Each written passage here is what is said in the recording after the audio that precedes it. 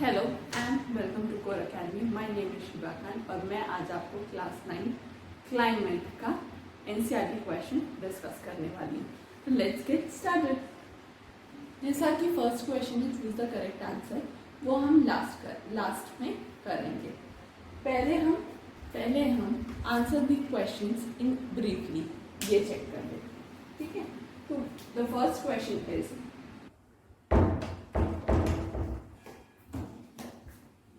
First question is, what are the controls affecting the climate of India? क्या क्या controls climate को affect करते हैं, ये पूछा गया है। There are, and your answer will be, there are 6 major controls of the climate of any places.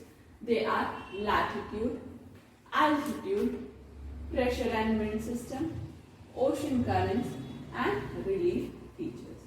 ये आपके कुछ better answer हो सकते हैं। Second question.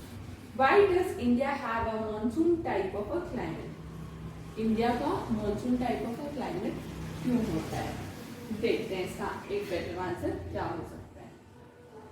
The monsoon type of climate is characterized by distinct seasonal pattern. The weather condition greatly change from one season to the other. These changes are noticeable in the interior part of the country. The coastal area do not experience much variations in these temperature. ये हो सकता है आपके लिए better answer. Question number 3. Which part of India does experience the highest diurnal range of temperature and why? इसका ये हम already पढ़ चुके हैं, ये आपके लिए एक homework question रहेगा. Clear है? Now question number 4. Which wind account of rainfall along the Malabar coast? तो इसका आंसर क्या हो सकता है? इसका आंसर हो सकता है surface wind accounts for rainfall along the Malabar coast. Now coming to question number 5. What are jet streams and how do they affect the climate of India?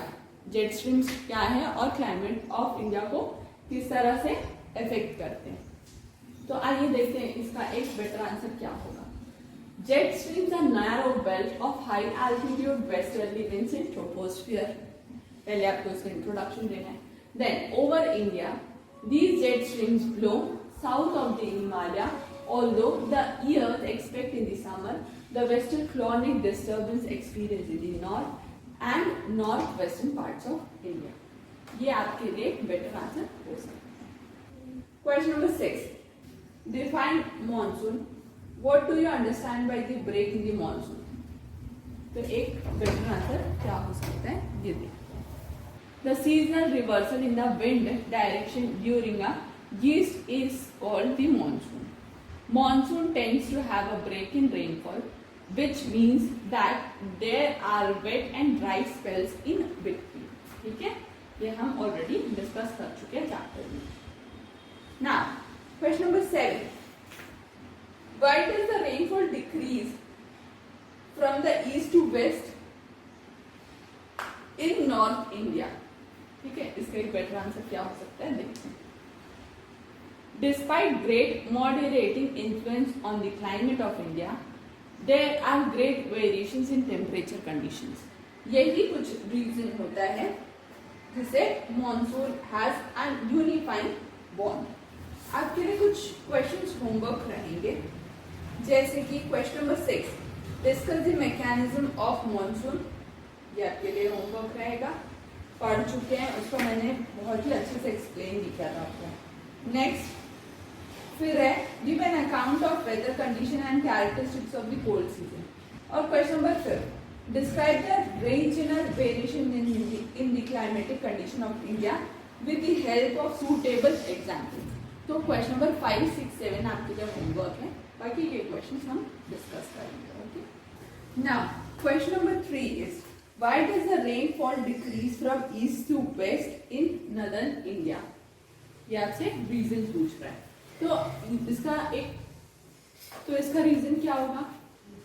It is because the wind loses the moisture content, क्योंकि जो wind है वो अपना moisture content ही loose कर देती है। Now question number 4. Give reason as to why. इसके आपको रीजंस बताने हैं। Question number 1. Seasonal reversal of wind direction take place over the Indian subcontinent? Give reasons. इसका रीजन है first seasonal change in wind direction due to pressure difference and second El Nino plays an important role. ठीक है, बस इतना ही आप answers लिखिए, you will get the perfect marks.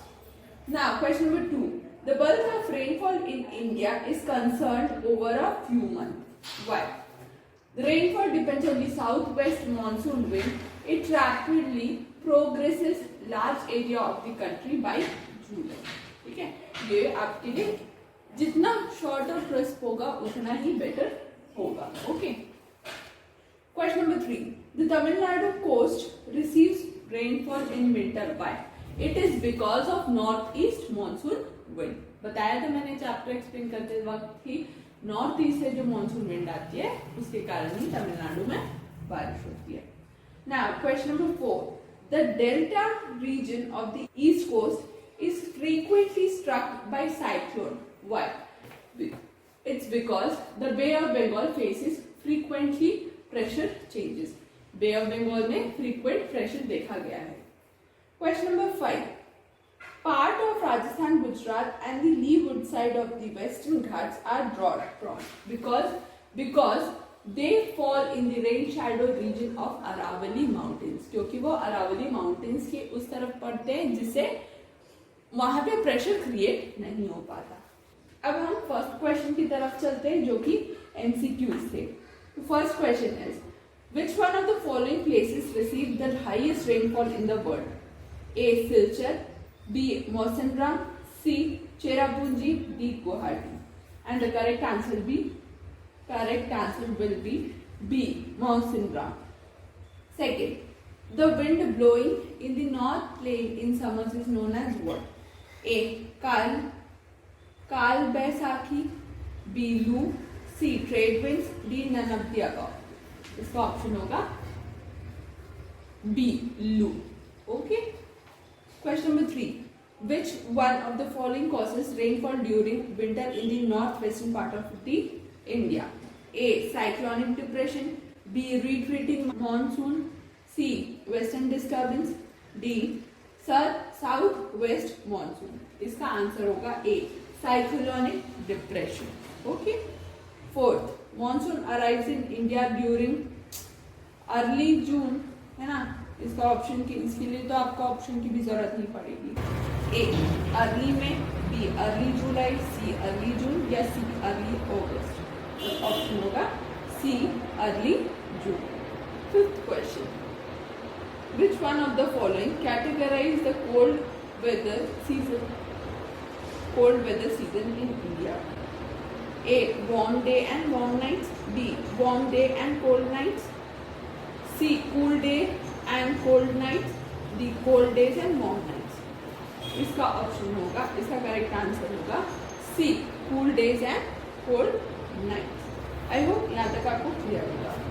तो आप कोशिश करिएगा क्वेश्चन नंबर 5, 6, 7 और 8 को होमवर्क करने की. सो इस तरह से हमने NCERT के क्वेश्चंस को कंप्लीट किए. अगर आपको होमवर्क क्वेश्चंस में कोई डाउट या आपसे क्वेश्चंस नहीं बन रहे हैं तो please let me know. I will be happy to help you. Till then, thank you.